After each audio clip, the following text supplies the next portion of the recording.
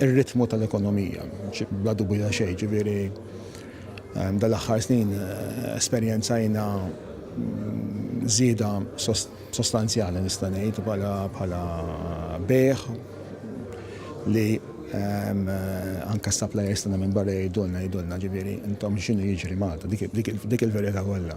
Verità li waslet biex il-kumpanija Portelli & Brincat fetħet showroom ġdida ta' blinds u twieqi PVC fl-Imrieħel.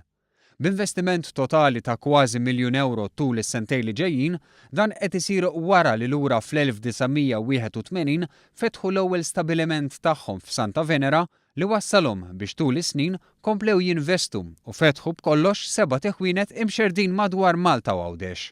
Ix-showroom ġiet inawgurata mill-Prim Ministru Joseph Muscat li kellu kliem ta' tifħir għal din il-kumpanija li qal li hija marka ta' kwalità għal pajjiżna. Fid-diskors tiegħu huwa tkellem dwar l-importanza li l-ħaddiema ikollhom il-ħiliet meħtieġa biex jiġu impjegati f'kumpaniji ta' din ix-xorta. Aspett li dwaru tkellem ukoll ma' One News wieħed mid-diretturi tal-kumpanija, Mauro Portelli. Il-problema li għandna li ma nsibux in-nies. Bażikament illum ħadmu 22 aħna full-timers. U numru ta' subcontractors li jaħdmu magħna bażikament ħin kollu. B'dan l-iżvilupp bil-fors ikollna nżidu n-nies imma kif qal il-Prim Ministru rridu nkunu lesti li nilqgħu l-barranin fostna. Diġà għandna Taljani jaħdmu magħna ġifieri u l-probabilità kbira li nkomplu nżidu l-ħaddiema.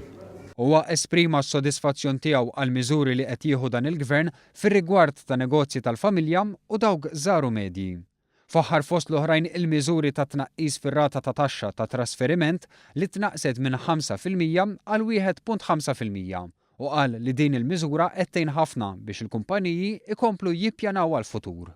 Inċentivi bħal huma din il-tnaqqis fit-taxxa biex inti jkun hemm transfer bejn ġenerazzjoni u oħra jgħin żgur għax inti hemm differenza kbira bejn 5% u 1.5% fuq ċertu ammonti u jgħinuk immens bażikament. Huma affarijiet li jtuk iktar kuraġġ biex tibqa' miex il-qoddim.